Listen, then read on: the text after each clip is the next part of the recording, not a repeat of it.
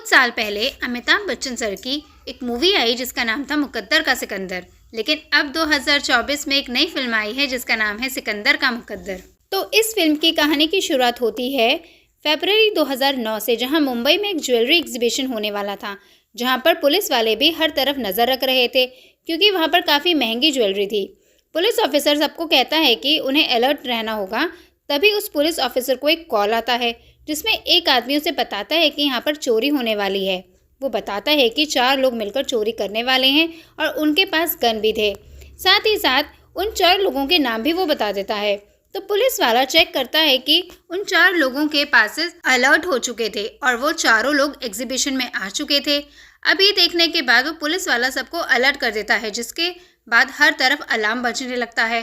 Police वाले सभी लोगों को रिफ्यूजी रूम में लेकर जाते हैं। तो वहीं उन चोरों ने सीसीटीवी कैमरास बंद कर दिए थे, जिसकी वजह से पुलिस वाले देख ही नहीं पा रहे थे कि आखिर वो चोर कहाँ पर हैं।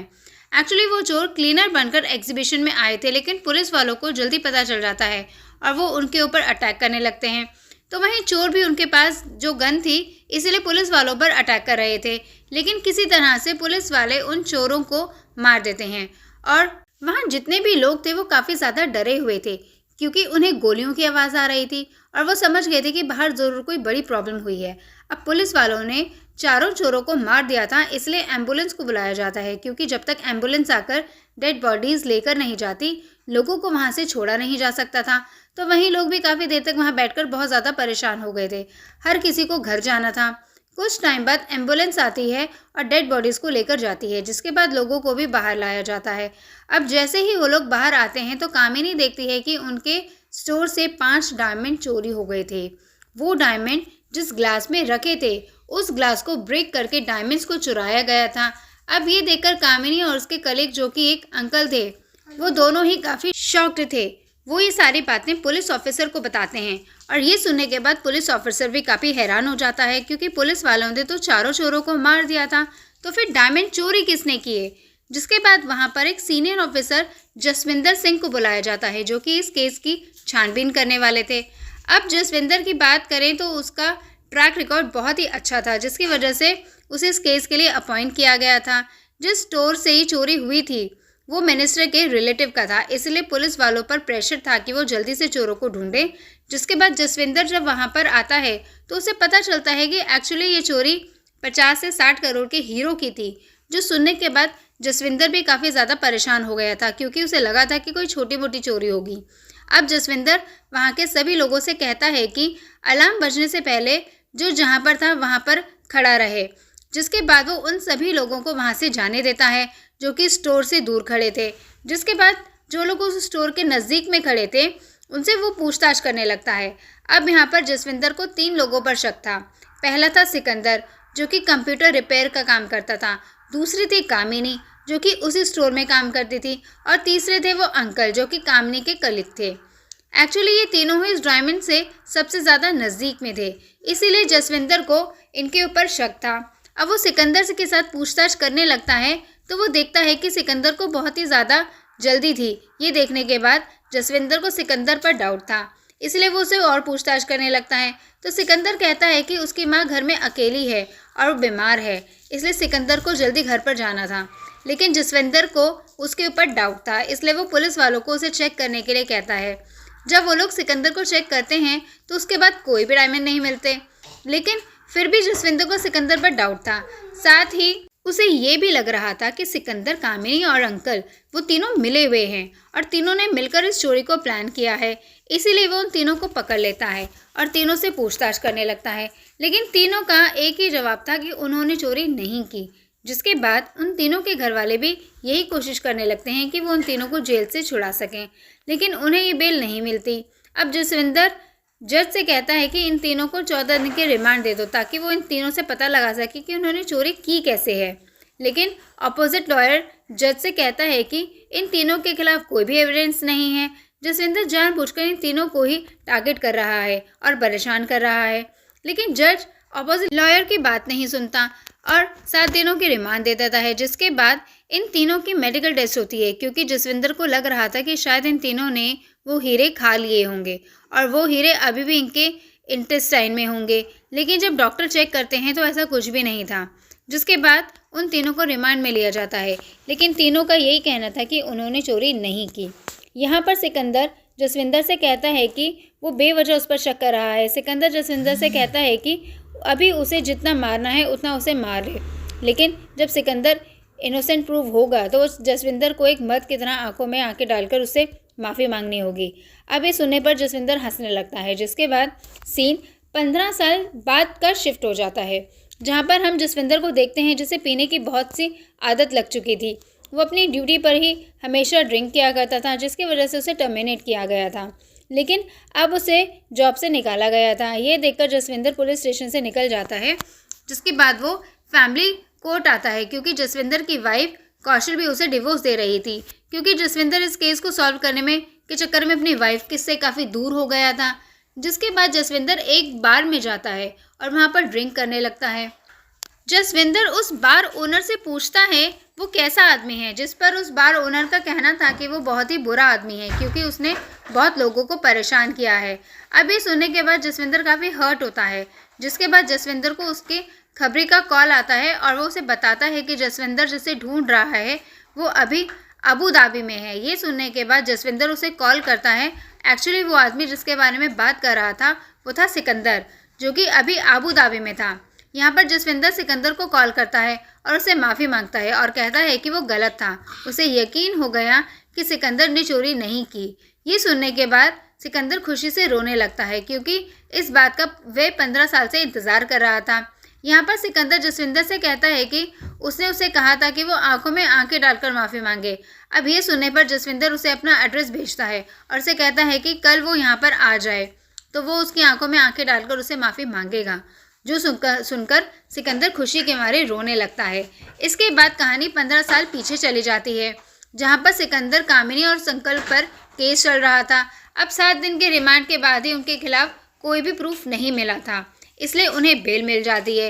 लेकिन लॉयर के पैसे देने के लिए सिकंदर के पास पैसे नहीं थे, तो कामिनी उसकी मदद करती है, जो देखकर सिकंदर को काफ़ी अच्छा लगा था। अब सिकंदर घर तो आ गया था, लेकिन उसकी माँ काफ़ी परेशान थी। तभी वहाँ पर सिकंदर की फ्रेंड प्रिया आती है, जो कि सिकंदर को पसंद किया करती थी।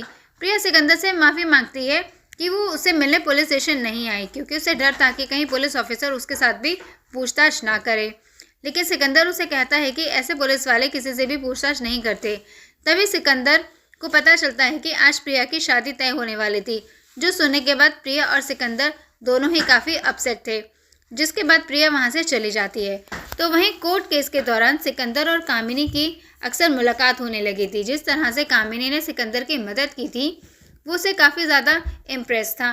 कामिनी सिकंदर को बताती है कि वो अपनी छोटी बहन और अपने बेटे के साथ रहती है, लेकिन उसका हस्बैंड उसे छोड़कर किसी और के साथ चला गया था। जिसके बाद कामिनी अकेली अपने बेटे को संभाल रही थी। अब उन दोनों की बातें बढ़ने लगी और दोनों को एक दूसरे से प्यार हो जाता है। तभी सिकंदर की मां की मौत हो जाती है, जिससे सिकंदर पूरी तरह से टूट गया था। साथ ही सिकंदर को इस कोर्ट केस की वजह से भी कहीं पर भी जॉब नहीं मिल रही थी। तभी सिकंदर का एक फ्रेंड मनीष उसे एक जॉब दिलवाता है और सिकंदर वहां पर काम करने लगता है। जिसके बाद सिकंदर और कामिनी शादी कर लेते हैं, लेकिन शादी के बाद खर्चे बढ़ गए थे और सिकंदर की इतनी इनकम नहीं थी कि वो अपने परिवार को संभाल सके। साथ ही कोर्ट केस की वजह से उन दोनों के काफ़ी सारे पैसे खर्च हो गए थे। लेकिन तब भी मनीष ने सिकंदर को बताया कि उसके मामा की आगरा में चूड़ियाँ बनाने की फैक्ट्री है और उन्हें वो संभालने के लिए किसी भरोसे वाले आदमी की ज़रूरत थी।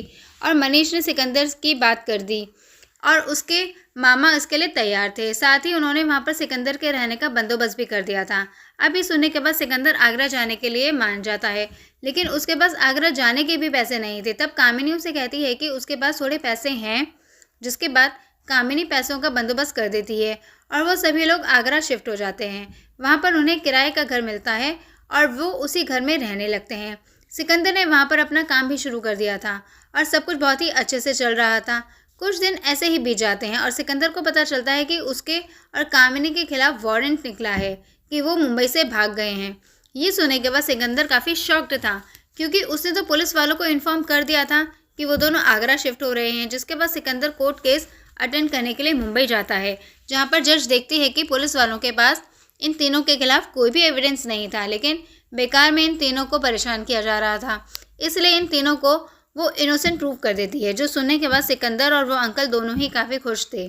जिसके बाद सिकंदर घर आता है और ये बात वो कामिनी को बताता है। कामिनी भी सुनकर बहुत खुश थी, लेकिन उसकी तबीयत खराब हो गई थी, इसलिए सिकंदर उसे लेकर हॉस्पिटल आता है, जहाँ पर डॉक्टर सिकंदर को बताते हैं कि कामिनी के लंग्स में पानी है, इसलिए जल्दी ही से ऑपरेशन करना होगा, जिसके लिए सिकंदर को 1 लाख रुपए भरने होंगे। अब ये सुनने के बाद सिकंदर डॉक्टर से रिक्वेस्ट करता है कि वो कामिनी को एडमिट कर ले, सुबह तक वो पैसों का बंदोबस्त कर देगा। जिसके बाद डॉक्टर कामिनी को एडमिट कर लेते हैं। इसके बाद सिकंदर यही सोचने लगता है कि वो पैसों का बंदोबस्त कैसे करे, लेकिन जब सिकंदर घर आता है तो वो देखता है कि कामिनी के बेटे को और उसकी बहन को घर से बाहर निकाला गया था, क्योंकि सिकंदर के मकान मालिक को किसी ने फ़ोन करके बता दिया था कि सिकंदर और कामिनी के ऊपर चोरी का केस है, इसलिए मकान मालिक ने उन्हें घर से निकाल दिया था। ये सुनने के बाद सिकंदर काफ़ी गुस्सा होता है और अपने मकान मालिक को डांटने लगता है, साथ ही वो उससे अपनी सैलरी भी लेता है। जिसके बाद वो अपने बच्चों को एक हॉस्टल में छोड़कर वहाँ से कामिनी के पास जाने लगता है कि तभी कुछ गुंडे सिकंदर के ऊपर हमला करते हैं और उसके सारे पैसे लूट लेते हैं, जिससे सिकंदर पूरी तरह से टूट गया था। अब उसके पास कुछ भी नहीं बचा था, इसीलिए वो डिसाइड करता है कि वो खुद को ख़त्म करेगा और वो एक ब्रिज से कूदने वाला था कि तभी वहाँ पर एक गाड़ी का ज़ोर से हॉर्न बजता है और सिकंदर रुक जाता है। जिसके बाद वो एक मंदिर में जाता है और वहाँ से कुछ पैसे चुराता है। फिर सिकंदर अपने फ्रेंड को कॉल करता है और यहाँ पर जो कुछ भी हुआ वो उसको बताता है। जिसके बाद उसका फ्रेंड उसे कहता है कि उसे सिकंदर के लिए अबू धाबी में जॉब ढूंढी है। ये सुनने के बाद सिकंदर अबू धाबी चला जाता है और वहाँ पर काम करने लगता है, जहाँ पर उसे कंस्ट्रक्शन कंपनी में जॉब मिली थी। जिसके बाद कहानी प्रेजेंट में आती है और हम सिकंदर को देखते हैं, जो अभी अबू धाबी से इंडिया आ रहा था, क्योंकि जसविंदर उसकी आंखों में आंखें डालकर उसे माफ़ी मांगने वाला था। जैसे ही सिकंदर एयरपोर्ट पर आता है तो उसका फ्रेंड उसे लेने आया था। सिकंदर उसे अपने फ्रेंड से कहता है कि वो उसे एक जगह छोड़कर आगे चला जाए और कामिनी से कहे कि वो 1 घंटे के बाद आएगा। जिसके बाद उसका फ्रेंड वैसा ही करता है और सिकंदर उसी बार में जाता है जहाँ पर जसविंदर था। अब सिकंदर को देखकर जसविंदर कहता है कि सिकंदर की लाइफ तो बन गई है, लेकिन जसविंदर की लाइफ बर्बाद हो गई है। उसे जॉब से भी निकाला गया है और उसकी वाइफ भी उसे छोड़कर चली गई। जो सुनने के बाद सिकंदर उसे कहता है कि वो बस उसकी माफ़ी सुनने के लिए यहाँ पर आया है। जिसके बाद जसविंदर सिकंदर की आंखों में आंखें डालकर उससे माफ़ी मांगता है। जो सुनने के बाद सिकंदर वहाँ से जाने लगता है, लेकिन जसविंदर उसे रोकता है और उसे कहता है कि उसकी वजह से सिकंदर की लाइफ बहुत चेंज हुई है और ये बात सुनकर वो जाए। जिसके बाद सिकंदर जसविंदर की बातें सुनने लगता है और यहाँ पर हमें पता चलता है कि जसविंदर की वजह से सिकंदर को कहीं पर भी जॉब नहीं मिल रही थी, क्योंकि जसविंदर ने ही सभी लोगों को धमकाया था कि वो सिकंदर को जॉब ना दे। जसविंदर कहता है कि उसने पुलिस वालों को हमेशा इन तीनों के पीछे रखा था ताकि उसे पता चल सके कि ये तीनों आखिर करते क्या हैं और किसने हीरे चुराए हैं। जिसके बाद जसविंदर को पता चलता है कि अब सिकंदर आगरा जाने वाला है, लेकिन उसके पास पैसे नहीं थे। लेकिन तब कामिनी ने सिकंदर से कहा कि उसके पास पैसे हैं। जिसके बाद अगले दिन कामिनी का पुलिस वाले पीछा करने लगे तो कामिनी एक ज्वेलरी शॉप में आई एक डायमंड बेचने के लिए, जो कि 1 लाख का था। एक्चुअली कामिनी ने भी उस स्टोर से एक डायमंड को चुराया था। तभी वहाँ पर जसविंदर आता है और कामिनी से कहता है कि वो जानता है कि कामिनी ने 5 डायमंड नहीं चुराए, लेकिन जो डायमंड कामिनी ने चुराया है उसके लिए भी उसे सज़ा हो सकती है। इसीलिए वो कामिनी से कहता है कि अगर उसने उसकी बात नहीं मानी तो उस डायमंड को चुराने के चक्कर में वो कामिनी को जेल में डाल देगा। जिसके बाद कामिनी से वो कहता है कि उसे बस सिकंदर की हर खबर उसे देनी होगी। अब कामिनी के पास कोई दूसरा ऑप्शन नहीं था, इसलिए वो मान जाती है। जसविंदर कहता है कि कामिनी सिकंदर से बहुत प्यार करती थी, इसलिए वो जॉब करना चाहती थी ताकि वो सिकंदर की मदद कर सके। लेकिन जसविंदर ने उसे मना कर दिया था, क्योंकि अगर कामिनी जॉब करेगी तो सिकंदर का पूरा दिन पर नज़र कैसे रखेगी। जिसके बाद वो लोग आगरा शिफ्ट हो गए। कामिनी कुछ दिनों तक सिकंदर की खबर जसविंदर को देती रही, लेकिन कुछ दिनों के बाद कामिनी की खबर आना बंद हो गई। तभी उसे पता चला कि ये तीनों ही इनोसेंट प्रूव हो चुके हैं। जिसके बाद जसविंदर ने सिकंदर को के मकान मालिक को कॉल करके भड़काया, जिसके बाद उसने इन्हें घर से बाहर निकाल दिया था। साथ ही जब सिकंदर अपनी सैलरी लेकर हॉस्पिटल जा रहा था तो उसके ऊपर जिन गुंडों ने अटैक किया था वो भी अटैक जसविंदर ने ही करवाया था। ये सब जानबूझकर जसविंदर कर रहा था, क्योंकि उसे पूरा यकीन था कि डायमंड सिकंदर के पास हैं और पैसों की तंगी की वजह से ही वो उसे बाहर निकाल सकता है। इसलिए जसविंदर जानबूझकर ऐसे प्रॉब्लम्स क्रिएट कर रहा था। जिसके बाद उसने देखा कि सिकंदर खुद को ख़त्म करना चाहता था, लेकिन तभी एक कार का काफ़ी ज़ोर से हॉर्न बजता है। तो सुनने के बाद सिकंदर रुक गया था और वो किसी को और नहीं बल्कि जसविंदर की थी। जसविंदर ने वो हॉर्न बजाया था ताकि सिकंदर रुक जाए। अब ये सुनने के बाद सिकंदर को जसविंदर पर काफ़ी गुस्सा आता है और वो उसे थप्पड़ मारकर वहाँ से चला जाता है। जिसके बाद सिकंदर अपने घर पर आता है तो कामिनी उसका इंतज़ार कर रही थी, लेकिन सिकंदर कामिनी से काफ़ी नाराज़ था क्योंकि कामिनी ने वो डायमंड चुराया था और वो बात उसने सिकंदर को नहीं बताई। साथ ही उसने जसविंदर वाली बात भी सिकंदर को नहीं बताई थी। इसीलिए सिकंदर कामिनी से कहता है कि अब वो उसके साथ नहीं रह सकता। वो कामिनी से कहता है कि वो ये घर, अपनी कार, सब कुछ कामिनी को दे देगा। ये बोलकर वो वहाँ से चला जाता है। जिसके बाद सिकंदर काफ़ी ज़्यादा ट्रैवल करता है और एक गांव में आता है जहाँ पर थी प्रिया, सिकंदर की वही पुरानी दोस्त जो उसे पसंद किया करती थी। अब सिकंदर प्रिया से मिलते ही उसे पूछता है कि वो कहाँ पर है। जिसके बाद प्रिया उसे अपनी नर्सरी में लेकर आती है जहाँ पर वो सिकंदर को एक पॉट देती है जिसके अंदर ही वो 5 डायमंड्स थे, जिसे देखने के बाद सिकंदर काफ़ी खुश होता है और उस पॉट को लेकर वहाँ से वापस आने लगता है। यानी कि चोरी किसी और ने नहीं बल्कि सिकंदर ने की थी।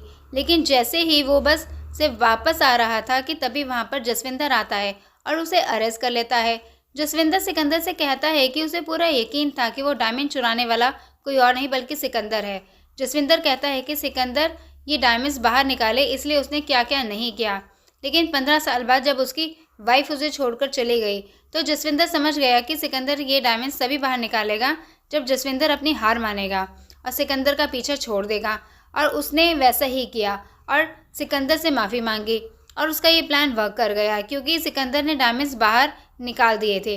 वो सिकंदर से पूछता है कि आखिर उसने चोरी की कैसे।